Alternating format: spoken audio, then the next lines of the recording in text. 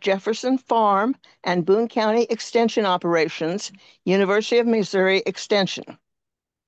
Charles Holland has been with the University Extension since 2007, beginning as a business development specialist at MU Extension's Monroe County office in Paris, Missouri. Charles supported businesses at all stages of growth, from startup to successful operation. In 2021, he became director of Jefferson Farm and Boone County Extension operations. In this capacity, Charles oversees the University of Missouri's Boone County Extension Office, the MU Impact Center, and Jefferson Farm and Gardens.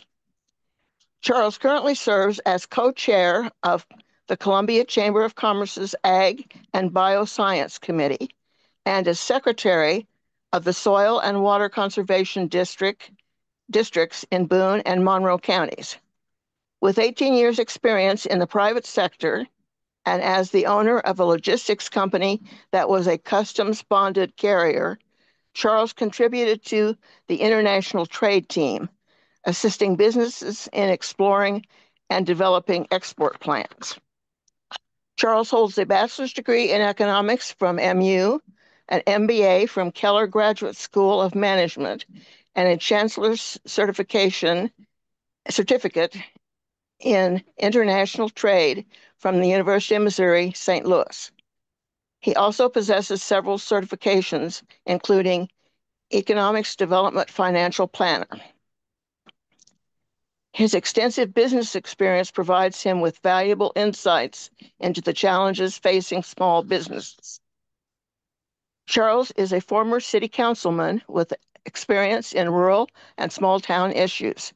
He volunteered as assistant scoutmaster for Troop 6 in Columbia and as Bear Den leader at PAC 122. Charles has 4 children and 4 grandsons. Originally from North Kansas City, he currently resides in Sturgeon, Missouri. Welcome, Charles. Well, thank you. It's definitely an honor to be here, and I'm very grateful for the invitation to always speak about what's going on in Boone County. I've lived in Boone County. I've only lived in 2 counties my entire life, and it was Clay and Boone, and so I'm not yet eclipsing Clay County yet, but I'm very close to being more Boone than Clay County. Greetings. I'm calling from UMKC today. I spent the last 3 days here doing leadership development, and so I apologize for not having some slides to share with you. If you have an in-person meeting one of these days, I would be more than happy to come and talk to that as well. So as Kathy was telling you, I oversee 3 facilities. I have the traditional Boone County office over there on Highway UU, and I was put in charge of that at the same time I was put in charge of the farm. I'm in charge of engagement here in Boone County, which means I'm supposed to go out and build the relationships with MU Extension and the outside partners to create a better world and promote the services of Mizzou. So the Boone County office, we've grown. We have a footprint with 4 MPAs, which is nutrition program associates that go out to the schools and teach nutrition to the kids. They also work with seniors at the Senior Citizen to provide better nutrition and recipes on how to cook and better living. We have a nutritionist and health specialist, Liz Harrison, and Liz goes around and teaches stay strong, stay healthy, as well as cooking preservation classes and some more of the traditional home ec stuff that we don't really call home ec anymore, but that's kind of what she does. Tish Johnson is our community development specialist. So she works with organizations here in Boone County. She's serving with the Food Security Board, doing a survey on insecurity of the food in Boone County. So that's one of the projects she's working on. We have one YPA that's in charge of our 4-H program, which many of you will know. 4-H is usually the most identified extension program, and we are up in numbers between a traditional 4-H and innovative 4-H. We're around 700 people. My regional director, Mike Crouch, has set a goal of us hitting 10% of the youth in Boone County, which would be about 2,500 kids. So we're working our way to get that done. That is something that as we go through this whole presentation, I hope you can see that we're trying to grow. Um, the others in the office, we have Mag Servina, who's a swine specialist. His office is over there at the pork board across the street from or across the highway from the rest of us. It's a split position. It's very cool position. He's working with the pork board to help small producers with workforce development. He's originally from Honduras, but he has a degree from a master's, and I think he's working on his doctorate now here at Mizzou, but he has a master's from North Carolina State. We're very blessed to have him.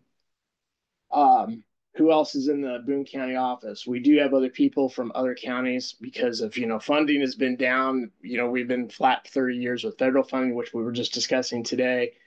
So a lot of our other positions that serve Boone County are not necessarily in Boone County. The Boone County office have Marilyn. So if you walk into the Boone County office, we have Marilyn Diltz, who's our admin, and I've been blessed to have her for the past year. And we've had some up and downs with personnel in the last 3 or 4 years, but we are now stable and moving forward.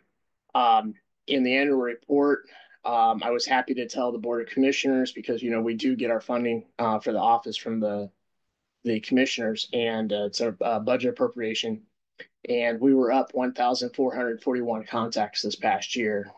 So that puts us at about 12,000 people that we touch on it directly on an annual basis. Those are people that are coming to classes or do one-on-one consultations with us. That doesn't include the Tomato Festival and the Butterfly Festival that's been held at Jefferson Farm. So we do have a great reach. It's very interesting. And some of the ancillary extension programs that we'll get here in a minute, those aren't in those numbers as well. So here in Boone County, we're definitely moving upward. So I was appointed in 2021. I was given the farm. I've been at the Indian Family Impact since 2019. And so in 2020, they reorganized the farms. 4 of those farms in the state were carved out for extension, Jefferson Farms being one of those. And I don't know, I hope a few of you have been to Jefferson Farms. If not, I would invite you to come out next year for our Tomato Fest and our Butterfly Festival. I'll have those dates posted soon on our social media. Our Butterfly Festival, in conjunction with the Heart of Missouri Extension Master Gardener Program, we had 1,861 people come out to the farm to experience pollinators and have a great day to celebrate butterflies.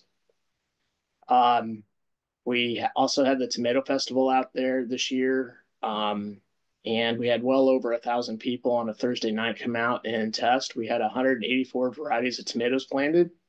So it was a great way to have people experience different varieties of tomatoes, whether they're hybrids, traditional or otherwise.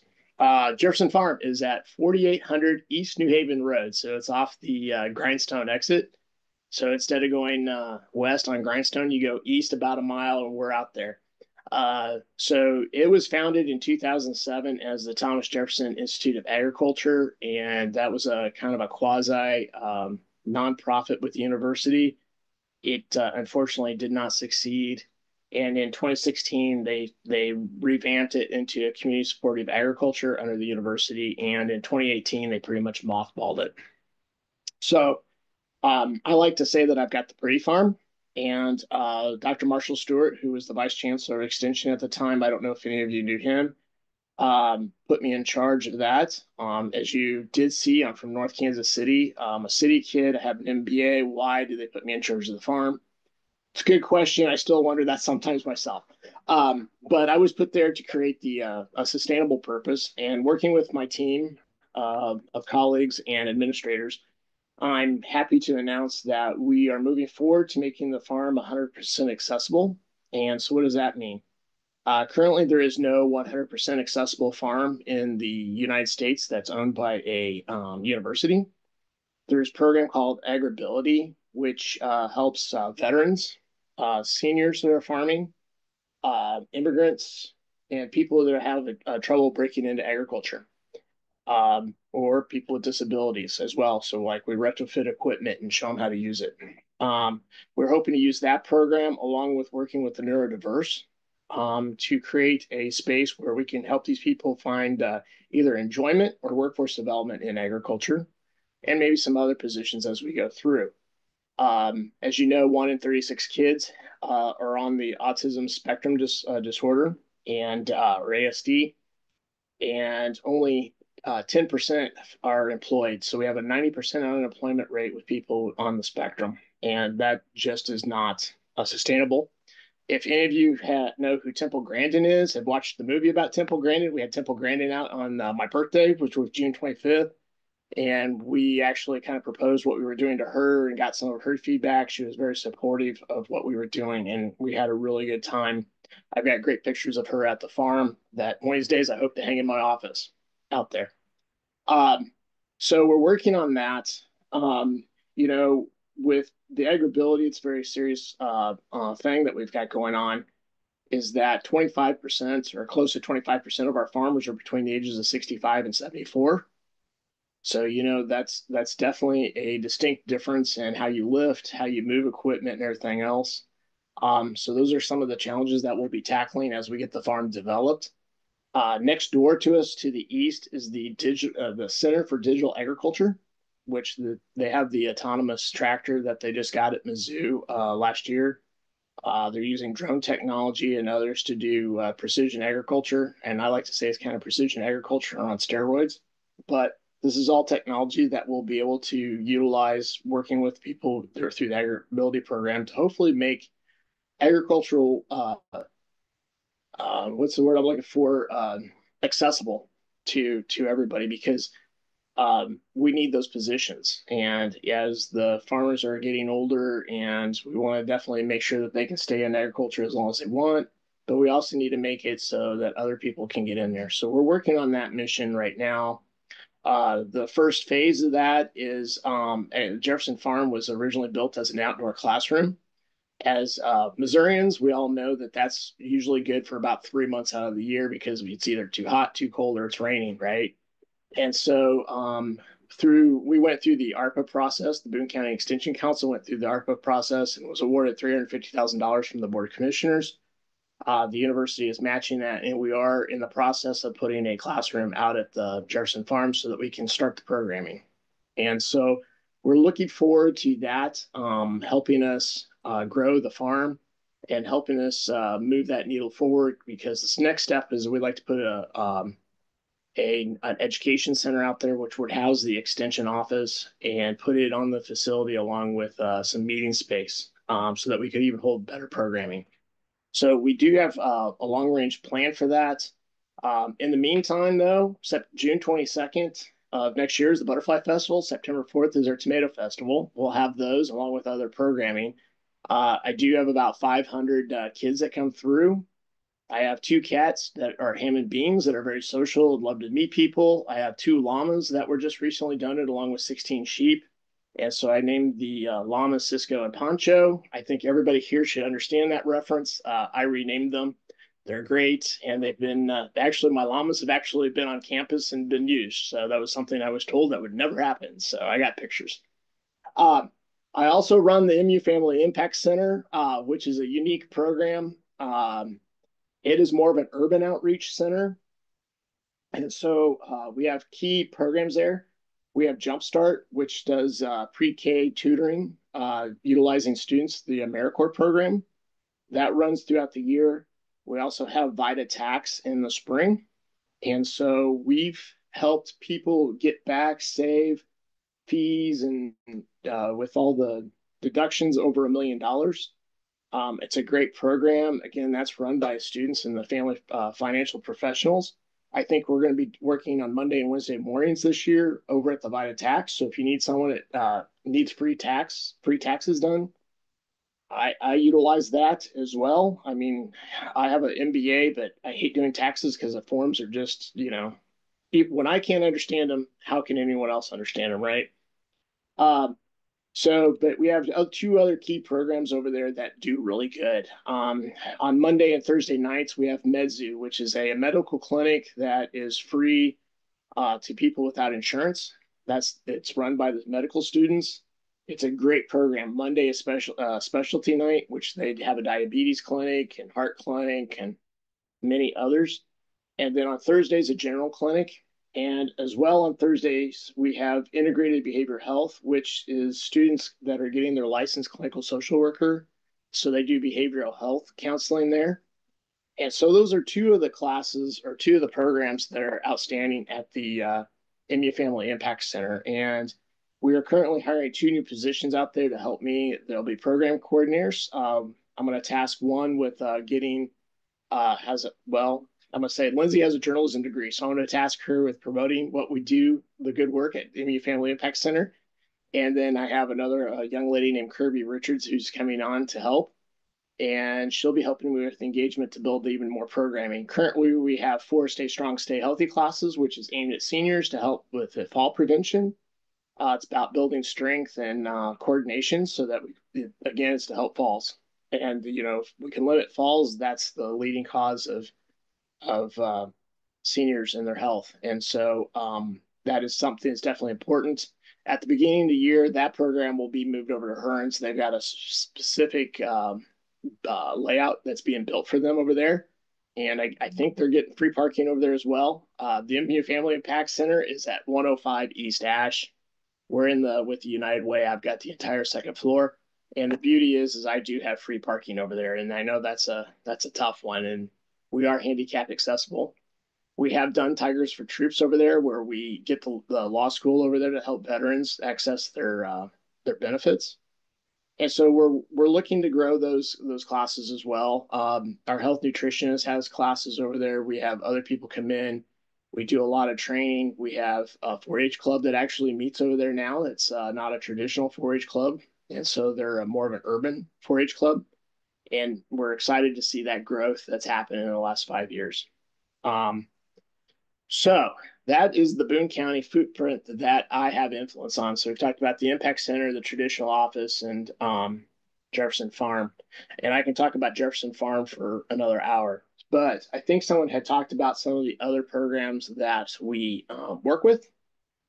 So I'm going to start. If you've heard of Fruity, or I call it FRTI, which is the Fire Rescue Training Institute.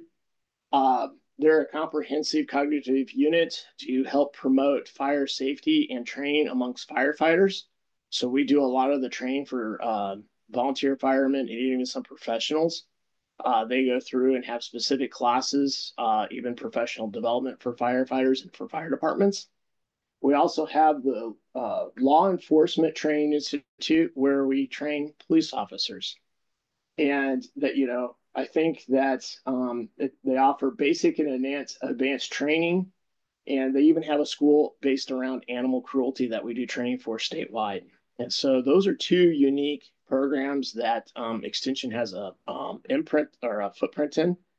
It is very interesting that in most colleges, because we are a comprehensive land grant university, we do have Extension personnel in all the colleges, and we do outreach with them as well. And so even some of this that I'm mentioning, I'm probably leaving out. There's programs I probably don't even am not aware of that are Extension that affect your daily life. Parent Link is over there in the same building as where FRTI and Letty are, which is off of the Lamone Industrial Boulevard. Parent Link is there to help bolster healthy families. They're a resource for families for either health, behavioral health, just helps in better parenting. And so that is a award-winning program that was now head up by Brad Anderson, who was formerly with the 4-H program. He's taken that over and has grown that program and is making a wide path in the states to help parents with resources. Another one that we've got is the OSHER, which is actually kind of a national program. Most extensions have that.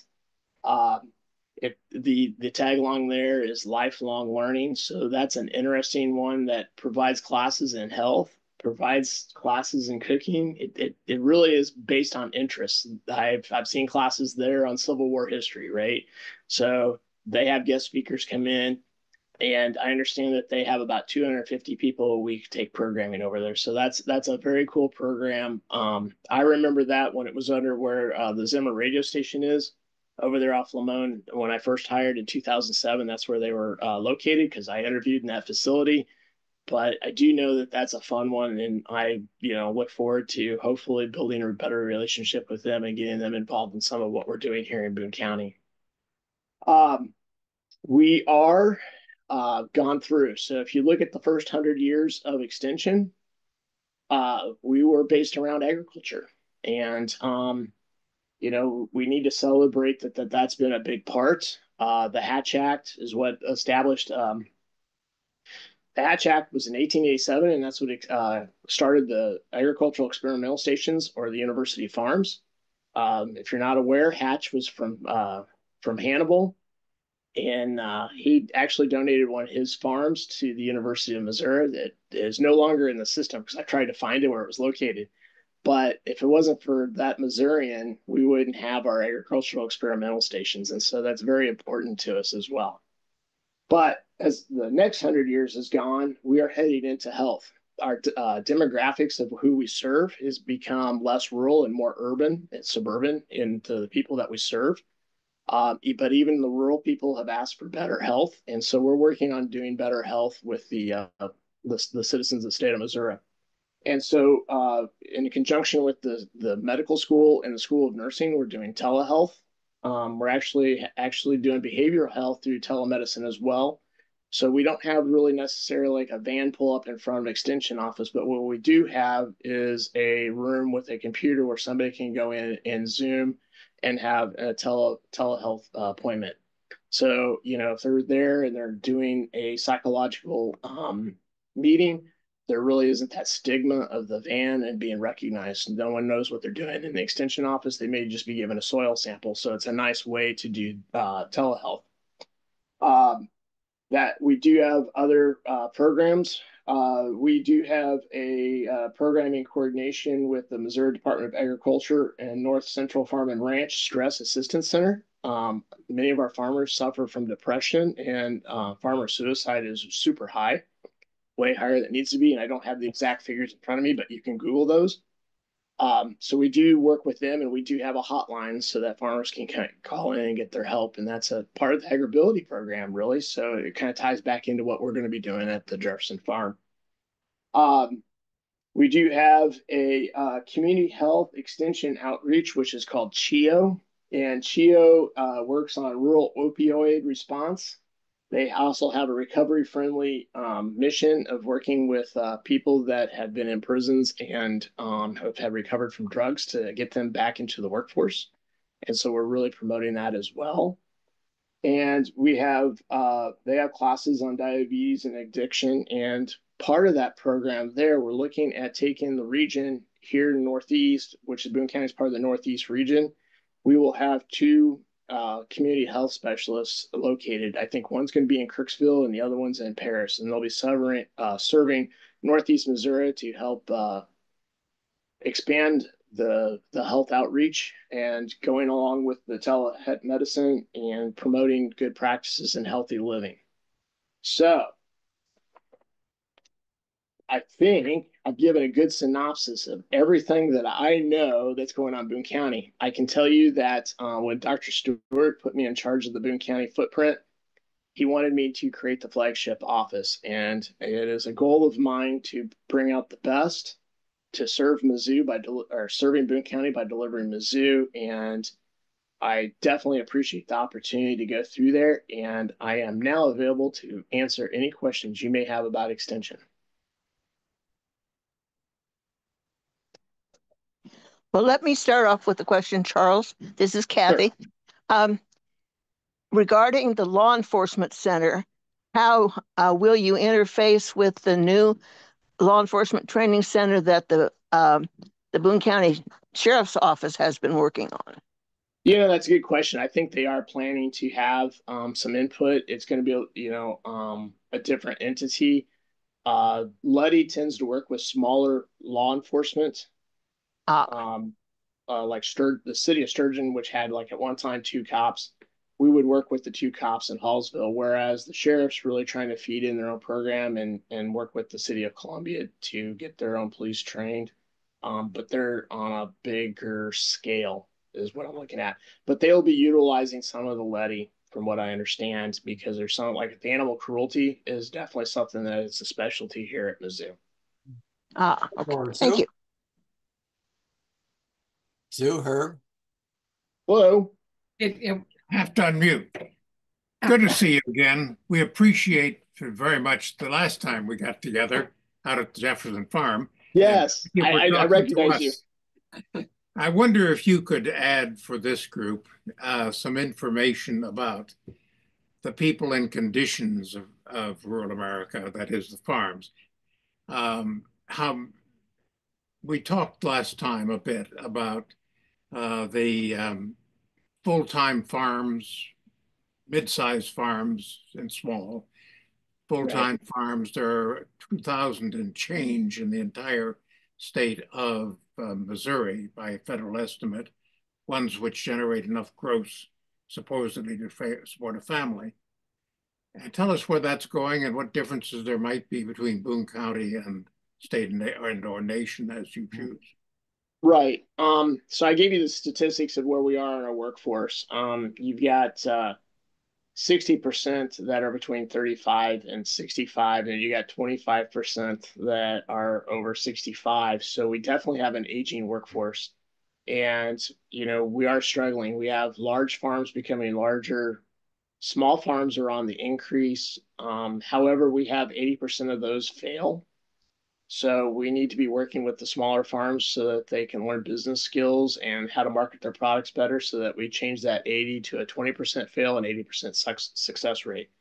The mid-sized farms, which is what basically most of our economy is based on, because of the aging population and the workforce, those are starting to very much decline. And so we're working right now to get those small farmers so that they can grow and gear up to be middle-sized farmers. A small farm is classified in one of the documents I read with the USDA as someone who produces $100,000 or less in revenue. Um, After you take your inputs and outputs and everything that goes into it, that's not really as much as you think it is. So most small farms are mostly supplemental. They're not ones to live off of, and we need to be working with that. Part of what we're going to be doing at Jefferson Gardens in one of the phases, we're looking at trying to get a 1 acre greenhouse out there with a ag incubator so that we can get veterans trained in entrepreneurship and as well as immigrants so that we can bump those numbers up. There is some really important reasons why we need to do that. Our national funding from NIFA is based on rural population and active farms. And so we do not want to lose those numbers because that is one of the ways that we lose funding, right? So there's a reason for us to have a distinct interest in keeping rural America going. But yes, the middle-sized farms are critically endangered, and we're trying to figure out how to get the workforce. Again, that goes back to one of the missions with what we're doing at Jefferson Farms with agriability, is that we have a lot of people that don't even know that they like a career. We have kids here in Columbia that have no knowledge of how to grow a plant, take care of an animal, and we're hoping to do that. I've got the 16 sheep and I've got 7 chickens. We're hoping to do some backyard chicken courses and get the word out there. I know that the CCUA does some, but we're hoping to put more of a businessman and entrepreneurship spin on that as well. But the one thing that I've got that CCUA doesn't is I've got those sheep and I can actually have more land to grow. And so we're hoping that we can do ruminant classes, sheep shearing. I have a colleague that just announced that February is Love Your Lamb Month. We only 10% of people in the United States eat lamb, and it's expensive because nobody's eating it. And if we can increase the supply, the price will come down and hopefully the demand will go up. So we're going to be participating in Love Your Lamb Month. I will have some baby lambs by that point. I do have some pregnant ones now because the rams busted my fence. So I'm going to be learning how to ram. So that's a whole different story too. I get to put that on my resume. But yeah, Missouri farmers are the large farmers are doing fantastic. They've got the scale of economy. Our middle farmers are struggling, and we're looking at ways to help with workforce development to help keep those going. I hope that answers your question. I think I went all over the place there. Dave Mallory? Yes, thank you. Dr. Holland, you mentioned the Hatch Act. Yes. Maybe I'm thinking of something different, but I was familiar with the Hatch Act being a federal law that had to do with limiting political activities of federal employees. Is that the same thing you're talking There's about? it's a different Hatch Act. Yeah. Oh, So, okay.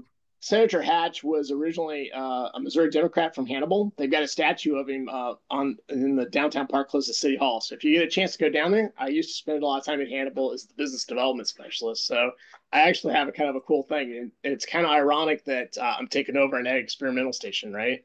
So he was very important.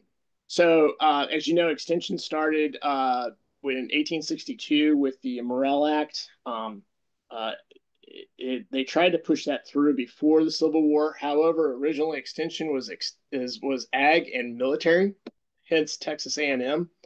And the military was they didn't want to help spur the Civil War, so they kind of tried to hide that. And I can't remember if it was the Democrats or the Republicans at the time, or it was the North versus the South, but one side did not want the Extension Act to go through. However, once the Civil War started, they were able to push through the Morrill Act that started the extension, which was to bring agriculture and mechanical arts out to the states.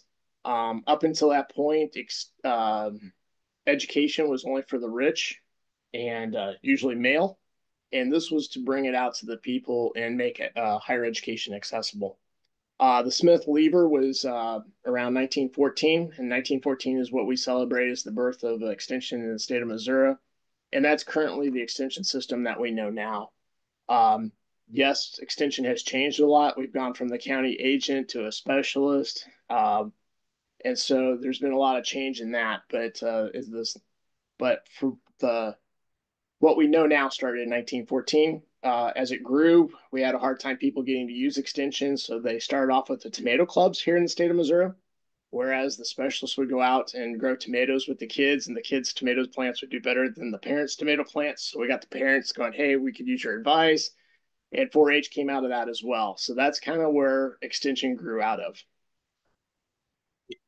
You were growing quite a bit when you talk about what you're doing with the Family Impact Center and health and mental health. Yes. I'm wondering, where does the expansion come from? Is that determined locally, or is that state or system wide? And how are those decisions made? And I guess the second part of that is, what do you see coming down the pipe in terms of further expansion? Okay. So the MU Family Impact Center is definitely a Boone County asset because we're close to campus. This is a natural outlet for them to go and get their stuff done. However, the community health, the CHIO that I mentioned, the community health extension outreach, and we're partnering with the medical school and the School of Nursing to go out to rural areas and do telehealth. We're actually looking at putting health positions out in there.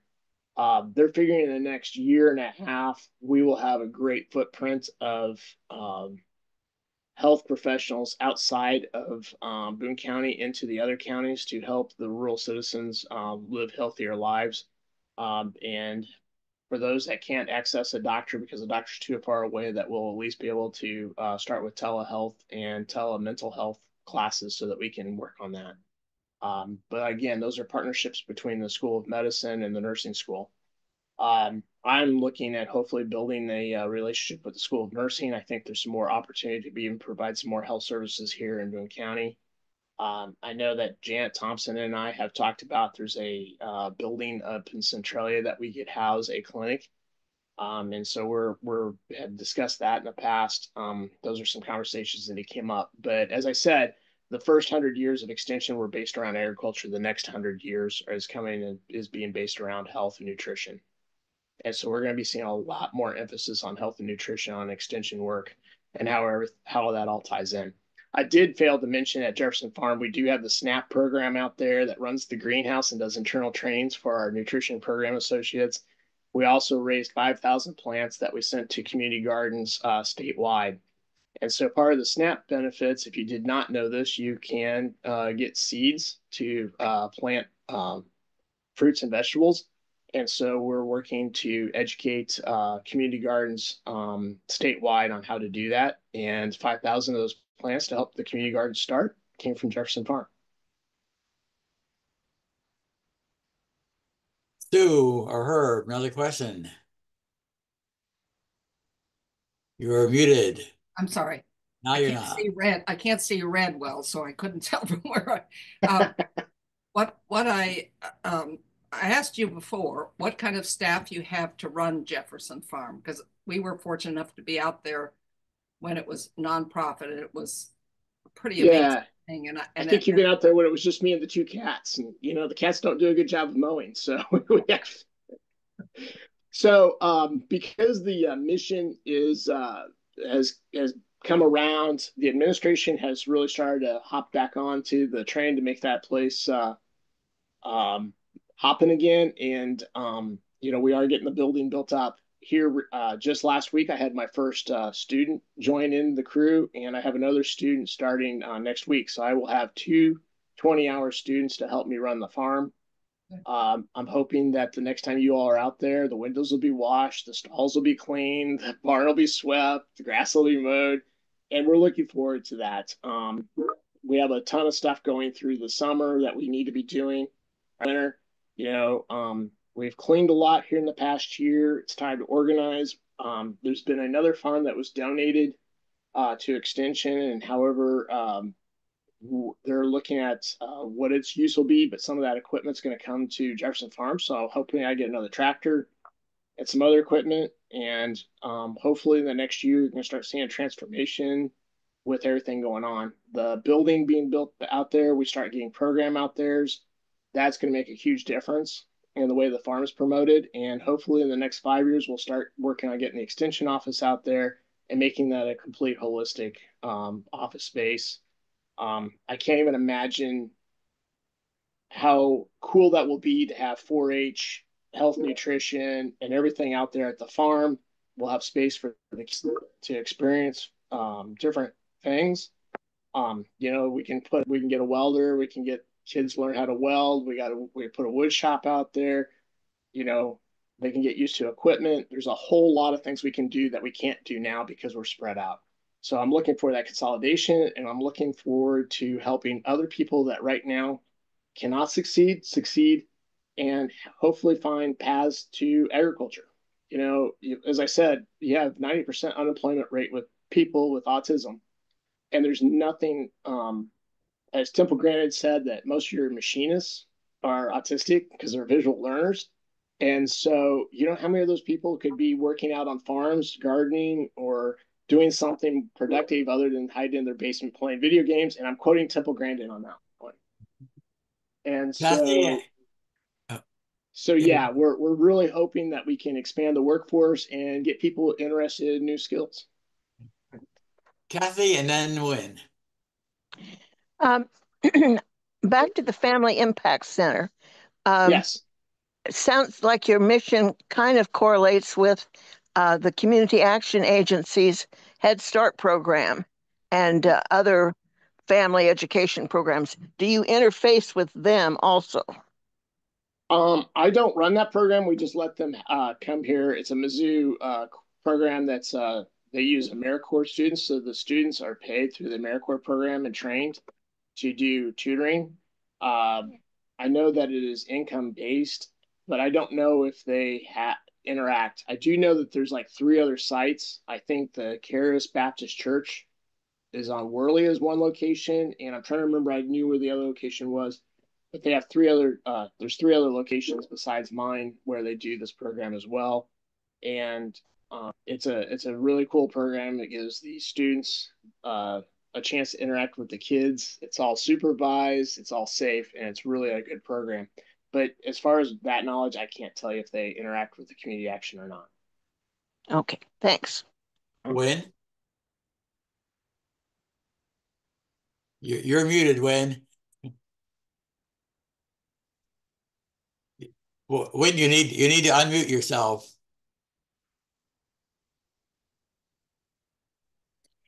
There we go. What is this? What size are the mid-sized farms?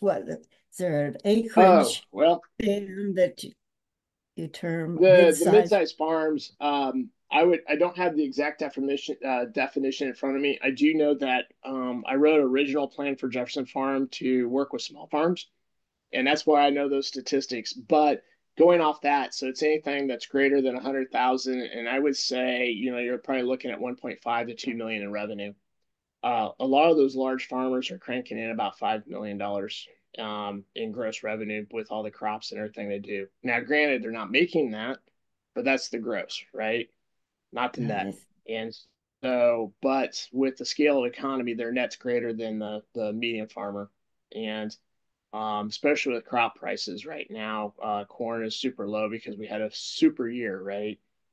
So the inputs were a little bit higher at the beginning, and so they're just not making enough money. But I would say you're probably 1.5 to that $100,000 is what you would consider a mid-sized farm.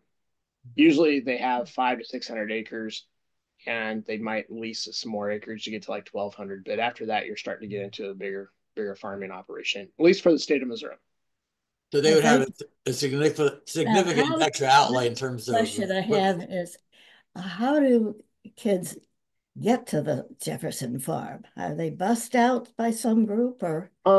So our interaction with the kids right now, 4-H, yes, the parents drop them off if there's 4-H. We've had field trips, which they arrive on a school bus. As we go forward in that, we are looking at trying to figure out how to get some vans so that we can run them from downtown Columbia out there. We are a little bit on the eastern edge of town, and it is not, totally accessible. However, the population shift of Columbia over the years has kind of gone from the west to the north and is now consolidating heavily on the south. And so 63 is along the population corridor, again, making the extension a little bit more accessible. But we are looking at some grants and some local charities that we can hit up to get hopefully get a van so that we can funnel the kids around.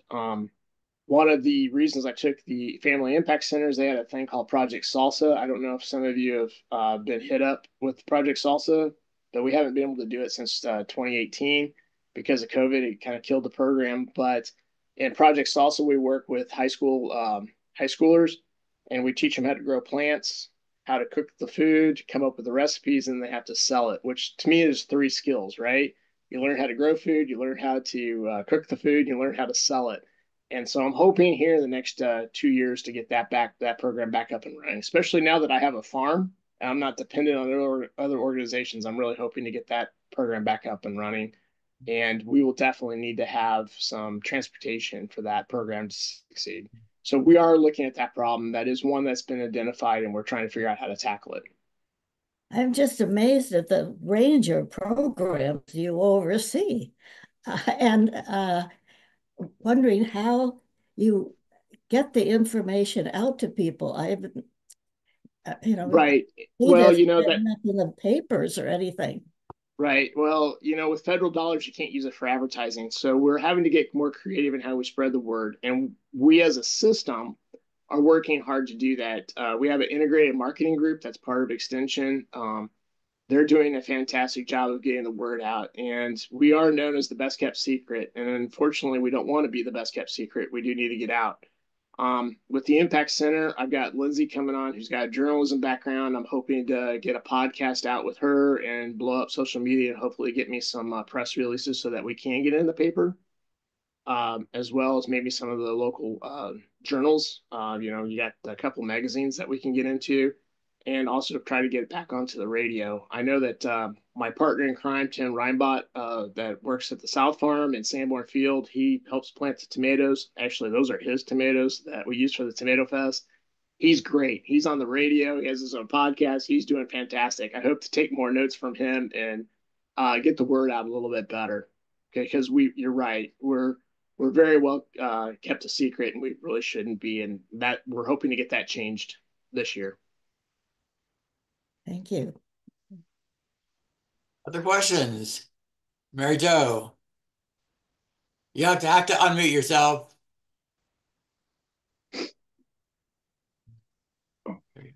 I just want to say how much I've enjoyed your presentation. I worked for Extension for a number of years, and some of the issues are the same, getting the word out, because Extension does great things. People just don't always realize it. And I'd like to respond to Kathy just for a second about the relationship between Extension and Head Start. When I worked for Extension, we did a lot of training for Head Start. So there is that history of relationships between those agencies. And thanks again. No, it's great to have you.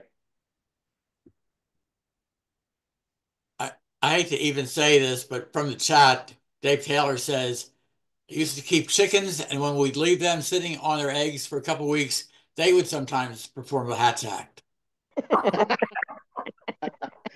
We're trying to collect them before they hatch now. Thanks, Dave. Sorry. Okay. I apologize. No, appreciate that. That's awesome. Don't apologize. So, We need some laughter. Yeah, we do. I will tell you that the Boone County office, which is on Highway UU, is we are dependent on the appropriations from the Board of Commissioners. We definitely appreciate their support. When I got here, I was able to increase that appropriation by $10,000. We are funded at $85,000, which close to 75% of that goes into salaries for our YPA and our administrative help. As we go through that, we're always looking for advocates and to help promote what we do and to be our champions. And I hope that I gave you enough knowledge today that you know that we're doing good things. And if there's anything I can do to help you with, provide you with more information, if you'd like to advocate for us or be a champion, I'd be more than happy to provide that. I'm a big proponent of extension. I grew up in North Kansas City. I didn't even know extension existed until I took the job with the SBDC in Paris. And so it's quite a eye opener of what we actually do. I have colleagues that do super things that do really good throughout the state. I was in leadership development training the last 3 days with people from all over the state, and it's exciting to see what we do. I'm very happy to be a part of this organization. I'm old enough now that I'm not going anywhere because I've got 10 years left to retirement. So I'm in for the long haul at this point. And I hope that when we get done with Jefferson Farm and moving the extension office to the new extension building out there, I hope to leave Boone County in a good shape for the next 50 years. And so that's kind of what I'm trying to hang my hat on. I definitely want to leave this county better than I found it. And we're growing every year. Like I said, we hit another 1,400 people this year, more than we did last year. We've got the events that are growing, and hopefully we can do more events and more educational opportunities to come in the future, and that we can grow the extension footprint, and I can make Boone County the flagship extension office in the state of Missouri. Well, definitely sounds like we're going in the right direction. So I like to think so. Thank you very much, Charles. And I think many, if not most of us, have been in Columbia for a long time, but have at some point worked for Extension and certainly used the services of Extension. So we're certainly happy that we have a strong office here. Well, I definitely hope that you see that we're trying to keep the mission strong, and that we're hoping to make sure that we stay relevant for the future. Thank you. All right, you have a good day, and thank you for inviting me. It was a pleasure to be here. I'm sorry that I'm a little bit less prepared. I'm sitting in somebody else's office here at UMKC. It's great, but I look forward to getting back to Boone County, and I hope I get to bump into you guys in the store. So if you see me, please stop and say hello. Thank you. Thanks so much, Charles. All right. Thank you.